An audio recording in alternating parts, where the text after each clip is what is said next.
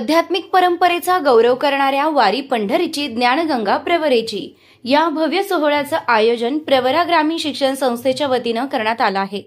आषाढी वारीनिमित्त लोणी येथे 5 जुलै 2025 रोजी सकाळी 9 वाजता विखे पाटील सैनिकी स्कूल समोरील प्रांगणात हा विशेष उपक्रम पार पडलाय। या सोहळ्यात 15,000हून अधिक विद्यार्थी वारकरी वेशात सहभागी झाले होते। टाळ मृदुंगाच्या गजरात आणि विठुनामाच्या जयघोषात पंढरीचा प्रतिरूप रिंगण सोहळा साकार करण्यात आला। या कार्यक्रमाचं वैशिष्ट्य म्हणजे प्रत्येक गावातून विद्यार्थ्याच्या दिंड्या सजून तसेच पालक व शिक्षकही त्यात सहभागी झाले। विठ्ठल भक्तीचा उत्सव साजरा करत सर्वजण यावेळी भारावून गेले। राधाकृष्ण विखे पाटील सपत्नीक फुगडीचा आनंद घेतला। यावेळी माजी खासदार डॉक्टर सुजयदादा विखे पाटील व जिल्हा पोलीस अधीक्षक सोमनाथ घारगे यांनी फुगडीचा आनंद घेऊन पंढरीचा अनुभव घेतला। या उपक्रमामागील संकल्पना ही प्रवरा ग्रामीण शिक्षण संस्थेच्या मुख्य कार्यकारी अधिकारी डॉक्टर सुष्मिता विखे पाटील यांच्याकडून करण्यात आली। पद्मश्री डॉक्टर विठ्ठलराव विखे पाटील आणि लोकनेते पद्मभूषण डॉक्टर बाबासाहेब विखे पाटील यांच्या वारकरी संप्रदायातील वारसा पुढे नेण्याचा आणि नव्या पिढीला अध्यात्माशी जोडण्याचा प्रयत्न या वारीतून करण्यात आला। यावेळी जलसंपदा व पालकमंत्री राधाकृष्णजी विखे पाटील, हरिभक्तपरायण उद्धव महाराज मंडलिक, माजी मंत्री अण्णासाहेब म्हस्के, जिल्हा पोलीस अधीक्षक सोमनाथ घारगे, माजी जिल्हा परिषद अध्यक्ष शालिनीताई विखे पाटील, माजी खासदार डॉक्टर सुजयदादा विखे पाटील, सीडी उपविभागीय पोलीस अधिकारी शिरीष वमणे, लोणी पोलीस स्टेशनचे पोलीस निरीक्षक कैलास वाघ, विविध संस्थांचे संचालक आदी मान्यवर मोठ्या संख्येने उपस्थित होते।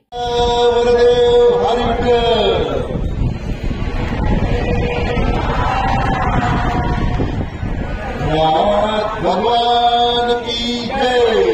माऊली ज्ञानेश्वर महाराज की जय। जगद्गुरु तुकाराम महाराज की जय। सच्चिदानंद सद्गुरु साईनाथ महाराज की जय। लोकनेते डॉक्टर बाबासाहेब विखे पाटील प्रवरा ग्रामीण शिक्षण संस्थेच्या वतीने आयोजित उद्देशपूर्ती सोहळा वारी पंढरीची आणि ज्ञानगंगा प्रवरेची आपल्या संपूर्ण देशामध्ये अशा प्रकारचा एक उपक्रम असला पाहिजे।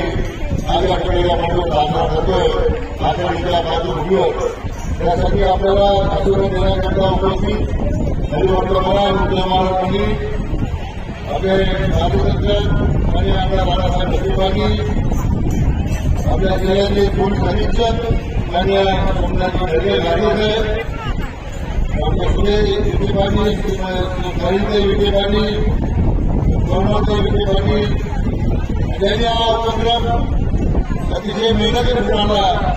त्या संस्थेला विखे पाटील आणि जमलेले सर्व आपल्या शिक्षण संस्थेचे सहभागी झालेले सर्व प्राचार्य, मुख्याध्यापक, प्राध्यापक, शिक्षक, कर्मचारी आणि यांच्यामध्ये सोहळा यशस्वी झाला ते माझे सर्व विद्यार्थी बंधू भगिनी आणि उपस्थित त्यांचे सर्व पालक आणि मित्र होतो। आज वारी पंढरी आणि ज्ञानगंगा प्रवरेची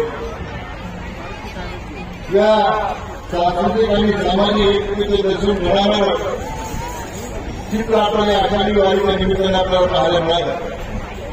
या निमित्तानं डॉक्टर सुष्मिता विखे, सर्व प्राचार्य, सर्व मुख्याध्यापक, सर्व प्राध्यापक, शिक्षक, शिक्षक, कर्मचारी सहभागी झालेल्या माझे सर्व विद्यार्थी बांधव भगिनी आणि त्यांना प्रोत्साहन त्यांनी आपल्या सर्व पालकांनी दिलं त्या सर्वांचं या ऐतिहासिक सोहळ्याच्या निमित्तानं मी मनपूर्वक अभिनंदन करतो। त्यामुळे वारीमध्ये अध्यात्म आहे, सामाजिक समाजाचा संदेश आपण देतोय, सनातन संस्कृतीचं परंपरेचं दर्शन घडवणारा एक आपला सोहळा होता। जन्मोत्सवाच्या काम घोषणानं विठ्ठलाच्या दर्शनाने आसवलेला आपला भक्तभाव, अशा वारीचे पुत्र विष्णू भाऊंच्या अर्थ करण्यामध्ये आपला असा खूप पाहतो। 20-25 वारकरी 250 किलोमीटर 18 दिवसाचा प्रवास करून पांडुरंगाचं दर्शन घेण्यासाठी पंढरपूरला पोहोचला आहे। एकच मनामध्ये इच्छा आहे, आकांक्षा आहे की पांडुरंगाचे दर्शन व्हावं आणि आपल्या सगळ्या दुःखा आणि आकांक्षा पांडुरंगाच्या आपल्याला मांडाव्या. तर म्हणजे आपल्या या परंपरेला पुढे घेऊन जाण्याचा वारसा आपल्या प्रवरा ग्रामीण शिक्षण संस्थेने या ठिकाणी सुरू ठेवला. इतर मनापासून त्यांना धन्यवाद. तर म्हणजे आज आपल्या विद्यार्थ्यांना धार्मिक परंपरेची माहिती व्हावी, संत संप्रदाय समाजाच्या घरात होते या पालिका पाठीमागचा आपला होता. आणि म्हणून तसं गावाला म्हटलं, काही बाजावी जुनी उभारावी, वाटही टाळावी पंढरीची, हे संत चोखा मिळालं अतिशय उत्कृष्ट वर्णन या वारीचं केलेलं आहे. आज मला आदरणीय उपस्थित हे पाटील, आदरणीय खासदार बाळासाहेब विखे पाटील यांचे मनापासून आठवण होते.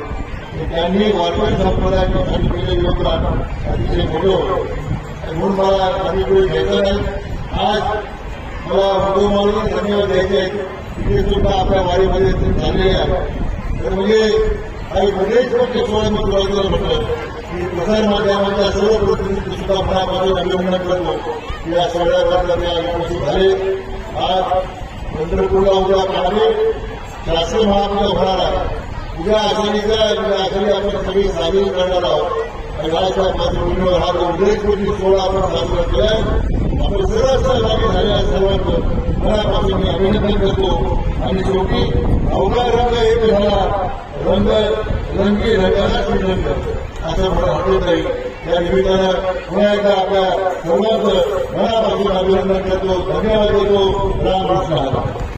आजोबांना आम्ही फार बघायचो. आजोबा आणि आजींना घरात सकाळी पांडुरंगाच्या अभंगापासूनच सुरुवात व्हायची. त्यामुळे पहिल्यापासून ते रुजलेलंच होतं. आणि मग आई आणि वडील जो काही नामदार साहेबांताईंनी सुद्धा ती संकल्पना बऱ्यापैकी त्यांच्या घरात रोज सकाळी अभंगाने सुरुवात व्हायची. आणि मग त्यामुळे कुठेतरी असं वाटायचं पंढरपूरकडे कोण होती काय.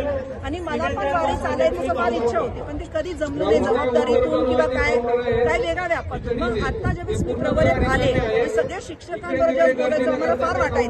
म्हणून त्या संकल्पनेत आम्ही सुरू केली की छोटा वारीचा कार्यक्रम व्हावा आणि मग वारी करताना मग रिंगण करावं. असं थोडं थोडं करत जस्ट मीटिंग्स वाढत गेल्या आणि त्या सगळ्या मीटिंग्सचं आज खरं फळ मिळालं आणि आम्ही एक टीमवर्कने इथे पोहोचू शकतो. ही संकल्पना होती की ज्या लोकांना नगर जिल्ह्यातल्या आता तालुक्यातल्या मुलांना, आई वडिलांना, आजी आजोबांना, शिक्षकांना पंढरपूरला जाता येत नाही त्यांच्यासाठी आपण पंढरपूर इथे बनवावं. शिक्षणाचं माहेरघर म्हणून दोन्ही ओळखलं जाणाऱ्या मुलांना आपण इथे आणलं आणि हे संस्कार ह्या वयापासून आपण त्यांना जर सुरू केले तर हे निश्चितपणे कुठे ना कुठे पुढे सगळ्यांना आपल्याला फायदेशीर राहणार. त्यामुळे आम्ही खरं ही संकल्पना. ताज्या बातम्यांसाठी आणि नवनवीन अपडेट्ससाठी SRB न्यूजला सबस्क्राईब करा आणि बेल आयकॉनला प्रेस करा.